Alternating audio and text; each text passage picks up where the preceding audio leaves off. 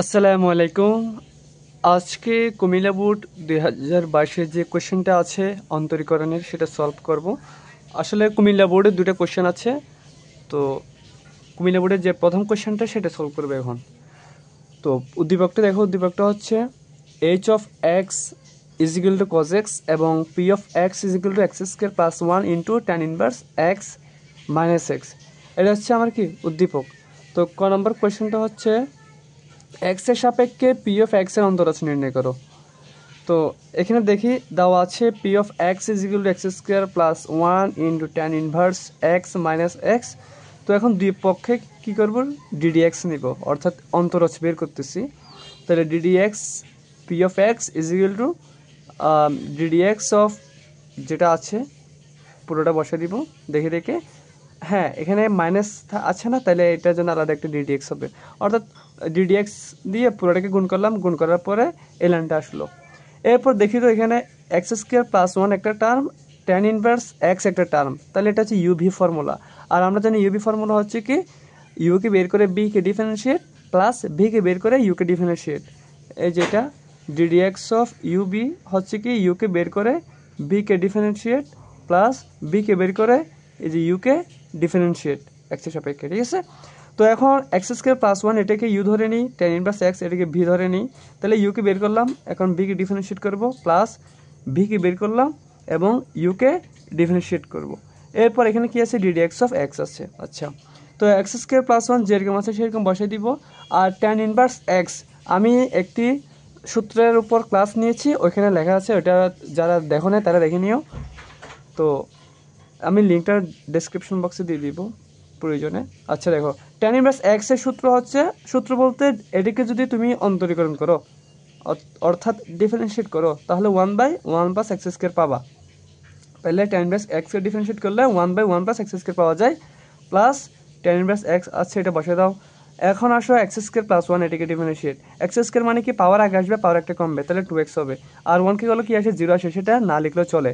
আর এখানে দেখো এক্সকে এক্সের সাপেক্ষে যদি ডিফারেন্সিয়েট করো তাহলে 1 পাবা।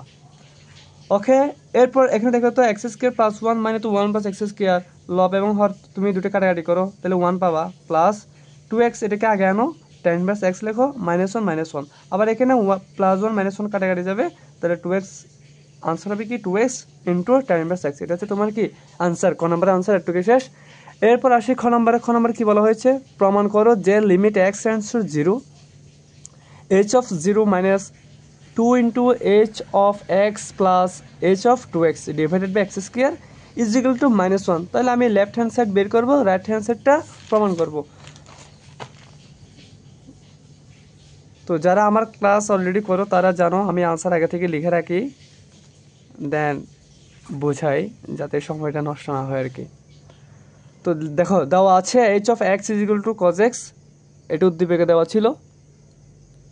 তাহলে লেফট হ্যান্ড সাইড হচ্ছে কি ওই যেটা দেওয়া আছে ওইটা, তাহলে আসো limit x tends to 0, h of x মানে না, h of x is equal to cos x, তার মানে এখানে এক্স থাকলে এখানে এক্স হবে, যদি 0 বসাও তাহলে কজ 0 হবে। আবার এখানে কি 2 আছে না, 2 লেখো, এইচ অফ এক্স কত, কজ এক্স না, কজ এক্স বসাও। আবার এখানে কি এইচ অফ 2x, তার মানে যেখানে এক্স থাকবে সেখানে 2x বসাবা, যেখানে এক্স সেখানে 2x, তাহলে কজ 2x হবে। এটা আশা করি বুঝতে পেরেছো। এরপরের লাইনে আসো, limit x tends to 0, 1 plus 1 কেমন আসছে এখানে বলো তো, 1 কেমন আসছে, 1 হচ্ছে কস 0 মান 1। তো একটু সাজে লিখি, cos 2x এটাকে আগে আনি, -2 cos x থাকে নিচে এক্স স্কোয়ার, এটাও আশা করি বুঝতে পেরেছো। এর পরের লাইনে আসো, লিমিট এক্স টেন্ডস টু 0, দেখো 1 প্লাস cos 2x।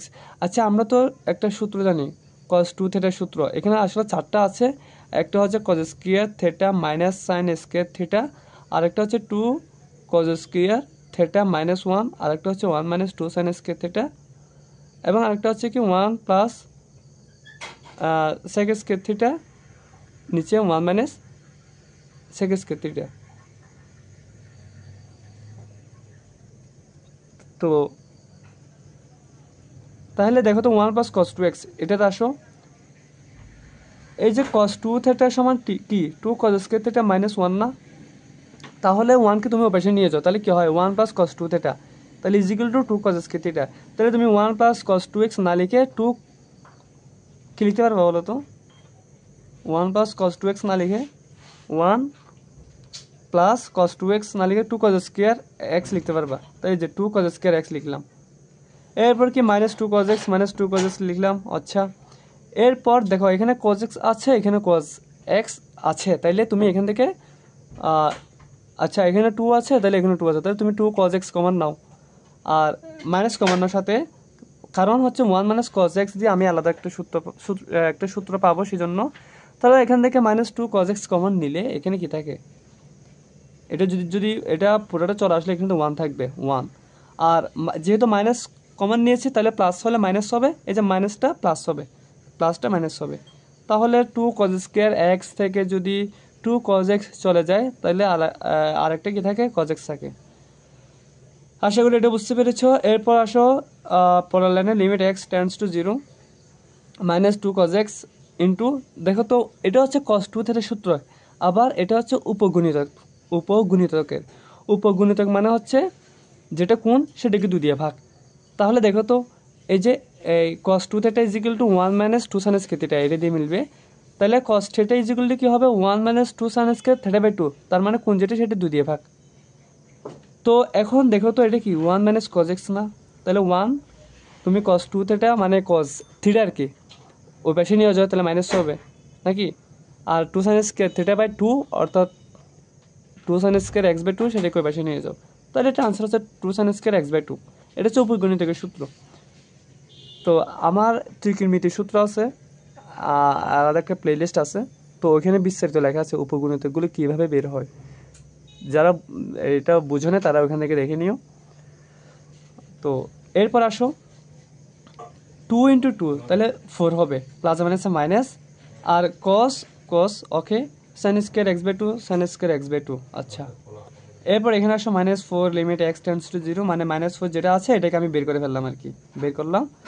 তাহলে কজ এক্স আচ্ছা limit x tends to 0 sine square x by 2, এই যে সাইন স্কয়ার এক্স বাই 2 এবং এক্স ওই এটাতে এক্স স্কয়ার, এটাকে আলাদা করে লিখলাম কারণ আমরা একটা সূত্র জানি, সেটা হচ্ছে সাইন এই যে জিনিসটা এরকম, লিমিট যদি এক্স টেন্ডস টু 0 হয়, উপরে যদি সাইন থেটা হয়, নিচে যদি থেটা হয়, তাহলে এটার মান হচ্ছে 1। তো আমরা এই ফরম্যাটে সাজাবো সেজন্য এটাকে আলাদা করে লিখলাম। তাহলে দেখো কস টেন্ডস টু কি সরি এক্স টেন্ডস টু 0, তার মানে যেখানে এক্স থাকবে সেখানে 0 বসাবা, তাহলে কস এক্স মানে কস 0। তারপর এটা কি, এটা এক্স বাই 2 না, তাহলে এটাকে এক্স বাই 2 আকারে সাজাই, যদি সাজাই তাহলে একটা কি দিতে হবে, এটাকে ভাগ এটা যদি এক্স বাই 2 আনছি তাহলে 2 গুণ করে দিতে হবে। আবার এই 2 যদি আমি বের করে ফেলি তাহলে 1/2 হবে, যেহেতু এখানে স্কয়ার আছে তাহলে 1/4 হবে। আর যেহেতু এটা এক্স বাই টু তাহলে এক্স বাই 2 টেন্ডস টু কী হবে, 0 হবে। আচ্ছা, তো কস 0 মান কত 1, আর sine X by 2 divided by X by 2 এটার মান হচ্ছে 1 স্কয়ার, যেহেতু আছে তাহলে 1 স্কয়ার, আর 1/4 আছে পাশে তাহলে এটা 1/4 হবে। আর দেখো এখানে 4 এবং 4 কাটাকাটি যায় তাহলে 1 থাকে -1, এটা হচ্ছে তোমার কি রাইট হ্যান্ড সাইড। তো আশা করি বুঝতে পেরেছো। এবার আসি গ নাম্বার কোয়েশ্চেন কি বলেছে দেখি একটু। গ নাম্বারে বলা হয়েছে √3h of π/2 minus x plus 3h of X এর চরম মান নির্ণয় করো। এখন বলি চরম মান কি, চরম মান হচ্ছে যে গুরুমান এবং লঘুমান বের করি না আমরা, ওই দুটোই বের করতে হবে। তো এটা অনেক গুরুত্বপূর্ণ একটি কোয়েশ্চেন, প্রায় প্রত্যেক বুট কোয়েশ্চেনে থাকে বরাবরের মতন, কুমিল্লা বুট যেটা আছে ওইখানে কোয়েশ্চেনটা আসছে। তাহলে দেখো দেওয়া আছে H of x is equal to cos x,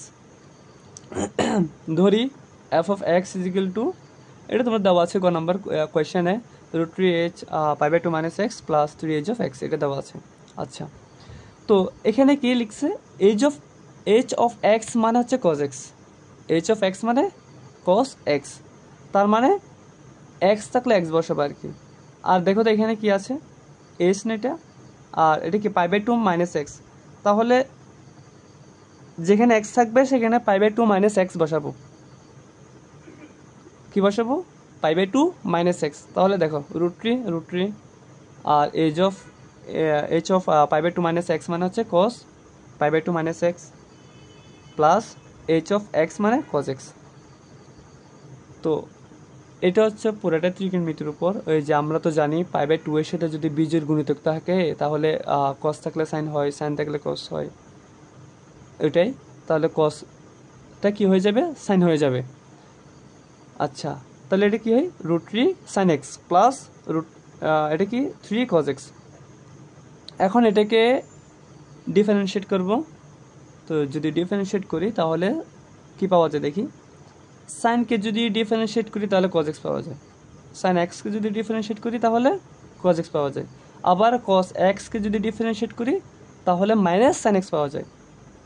ওকে ওকে, তাহলে এটা কি √3 cos x plus minus minus 3 × sin x 3 sin x। এখন এটাকে আবারও ডিফারেন্সিয়েট করব, দুইবার করতেছে, সেই জন্য এখানে কি প্রাইম কয়টা, দুইটা। কসকে যদি ডিফারেন্সিয়েট করি তাহলে সাইন মাইনাস সাইন পাওয়া যায়, তাহলে এটা হচ্ছে মাইনাস √3 sin x মাইনাস 3 সাইনকে করলে কস পাওয়া যায়। তাহলে এখানে প্রথমবার একটা কি বের করলাম, অন্তরজ বের করলাম, আর এখানে দ্বিতীয়বার অন্তরজ বের করলাম। এটা হচ্ছে মেইন ফর্মুলা। আমরা এর আগে যে বোর্ড কোয়েশ্চেন করেছি এটার উপর, সেখানে আরও ভালো মতো বোঝানো হয়েছে বিস্তারিত। তো যারা আগের ক্লাসগুলো করে আসতেছো তারা বুঝতে পারবে সহজে। তাহলে আসো চরম মানের জন্য f of x = 0, মানে প্রথমবার অন্তরজ যেটা বের করছে ওটা = 0 বসাবা। তো এখানে প্রথমবার অন্তরজ করে কি বের করছি আমরা, √3 cos x minus 3 sin x, এটা বসাবো। তাহলে এটা ক্যালকুলেশন করে আমি কিসের মান বের করবো বলো তো, x এর মান বের করবো। তাহলে আমি -3 sin x এটাকে এক পাশে এনে ফেলি, প্লাস হয়ে যাবে। সাইন কসকে আলাদা রাখি, মান দুটোকে আলাদা রাখি এখানে। তো সাইন বাই কস মানে tan, আর √3 / 3 মানে 1/√3, আর tan 30 ডিগ্রি মান হচ্ছে 1/√3। আবার এটিকে আরও একটু ভেঙে লেখা যায়, সেটা হচ্ছে 180 + 30, এটার মান কত, 1/√3। এটা আর কি, এই যে একটা চতুর্ভাগের চারটা চতুর্ভাগ থাকে না, এই প্রথম দ্বিতীয় তৃতীয় চতুর্থ, এটা হচ্ছে tan এবং cot এর ঘর। তাহলে 180-র সাথে তোমার 90 থেকে ছোট কোনো একটা মান যদি যোগ করে সেটা tan এর ঘরে চলে আসবে, ওইটাই। তাহলে এখানে x এর কটা মান পাচ্ছি, দুটো পাচ্ছি, একটা 30 ডিগ্রি, একটা 210 ডিগ্রি। তো এখন এই x এর মানটা আমরা যে ডাবল অন্তরজ বের করলাম সেখানে বসাবো। সেখানে বসালে আমরা সেটা কি তোমার লঘুমান হবে না গুণমান হবে সেটা বের করতে পারবো। তাহলে আসো প্রথমে এটা তুমি চাইলে 30 বসাতে পারো বা 210 বসাতে পারো, আগে পর করলে সমস্যা নাই। তাহলে এখানে 210, তাহলে তুমি যেখানে x থাকবে সেখানে 210 বসাবা। তো সাইন 210 মানে কি 180 যোগ 30, আর 120 মানে হচ্ছে 180 যোগ 30। তাহলে এটা কি 180, এটা কি 90 এর জোড় গুণিতক, মানে 90 গুণ 2, তাহলে সাইন থাকলে সাইন বসে যাবে।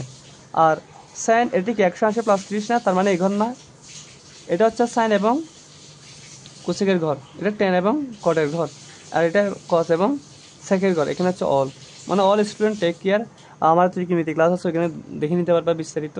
তো এটার মানে হচ্ছে কি, যদি 90-এর সাথে জোড় গুণিতক থাকে তাহলে এগুলো কোনো চেঞ্জ হয় না, প্লাস মাইনাস কোনো চেঞ্জ হয় না আর কি, নাকি না, এই যে এটা চেঞ্জ হয় না, সাইন থাকলে কস হয় না, কস থাকলে সাইন হয় না। আর এটা কি 180 + 30 মানে এই ঘরে, যেহেতু এটা সাইনের ঘর না, এটা ট্যানের ঘর, সেজন্য একটা মাইনাস হবে। একইভাবে এটা দেখো, কস 180 + 30 না, তাহলে এটা এই ঘরে, কিন্তু কসের ঘর হচ্ছে এটা হচ্ছে ট্যান এবং কটের ঘর, তাহলে এখানে কস নেগেটিভ হবে, নেগেটিভ বসালাম। এখন মান বসাই, সাইন 30-এর মান হচ্ছে হাফ, কস 30 হচ্ছে √3/2। তো এখন ক্যালকুলেশন করলে কি পাওয়া যায় দেখি, মাইনাস মাইনাসে প্লাস √3/2, মাইনাস মাইনাসে প্লাস 3/2, তাহলে 4√3/2, তাহলে কাটাকাটি করলে 4 এবং 2 কাটাকাটি করে তাহলে 2 পাওয়া যাবে, তাহলে 2√3 পাবা এখানে। তো 2√3 এটা কি 0 থেকে বড় নাকি ছোট, অবশ্যই 0 থেকে বড়। তাহলে যদি 0 থেকে বড় আসে তাহলে সেটার লঘুমান পাওয়া যাবে, সেটা কি পাওয়া যাবে, লঘুমান পাওয়া যাবে। এখন লঘুমানটা বের করব, কেমনে বের করব, এই যে তুমি যে x এর মানটা 210 বসাইছো সেটা ফাংশন অফ x এ বসাই দিবে এখানে। এখানে যদি বসাও তাহলে তুমি কি পেয়ে যাবা, এই যে ফাংশন অফ x আর কি, এখানে বসালে তুমি সেটার লঘুমান পেয়ে যাবা। তাহলে লঘুমানটা বসাই, বের করি, যদি x এর মান 210 বসাই তাহলে আমি লঘুমানটা পাবো। তাহলে √3 sin 210 প্লাস 3 cos 210, ওকে। তো সাইন 210-এর মান হচ্ছে হাফ এবং cos 210-এর মান হচ্ছে কি √3/2। তো ক্যালকুলেশন করলে তুমি কি পাবা, -2√3 পাবা। এটা হচ্ছে এই ফাংশনের লঘুমান। এখন আসি গুণমানটা। তো আমি প্রথমে কি বসেছিলাম, দ্বিতীয় অন্তর যে এক্স এর মান 210, এখন বসাবে 30 বসালে কি আসে দেখি। এই যে ক্যালকুলেশন করি, সাইন 30 হচ্ছে হাফ, কস 30 হচ্ছে তোমার √3/2, ক্যালকুলেশন করলে -2√3 পাওয়া যায়, যেটা 0 থেকে ছোট। আর আমরা জানি 0 থেকে ছোট আসলে গুণমান পাওয়া যায়, আর যদি 0 থেকে বড় আসে তাহলে লঘুমান, যেটা আমরা ইতিমধ্যে বের করে ফেলেছি। তাহলে x = 30 এর জন্য ফাংশন অফ x এর গুণমান বিদ্যমান। এখন সেটা বের করবে কিভাবে? ওই যে ফাংশনটা দেওয়া ছিল আমাদের, ওইখানে বসাবো x এর মান 30, তাহলে আমরা গুণমানটা পেয়ে যাব। তাহলে ফাংশন অফ x এর গুণমান f(30) sin 30 cos 30, sin 30 মান হচ্ছে হাফ, cos 30 হচ্ছে √3/2, ক্যালকুলেশন করি। ক্যালকুলেশন করার পর ফাইনালি কি পাবো? 2√3 পাবো। তাহলে এটা হচ্ছে কি ফাংশনের ওই যে প্রশ্ন যেটা বলো চরম মান মানে গুণ মানে বের করতে হবে এবং লঘু মানে বের করতে হবে। তাহলে আমি এখানে গুণ মান পাইছি √2√3, আর লঘু মান পাইছি -2√3। তো আশা করি বুঝতে পেরেছো আজকের ক্লাস। সামনে আরও অনেক বোর্ড কোয়েশন সলভ আসবে। তো এই আর কি। ধন্যবাদ সবাইকে। আসসালামু আলাইকুম।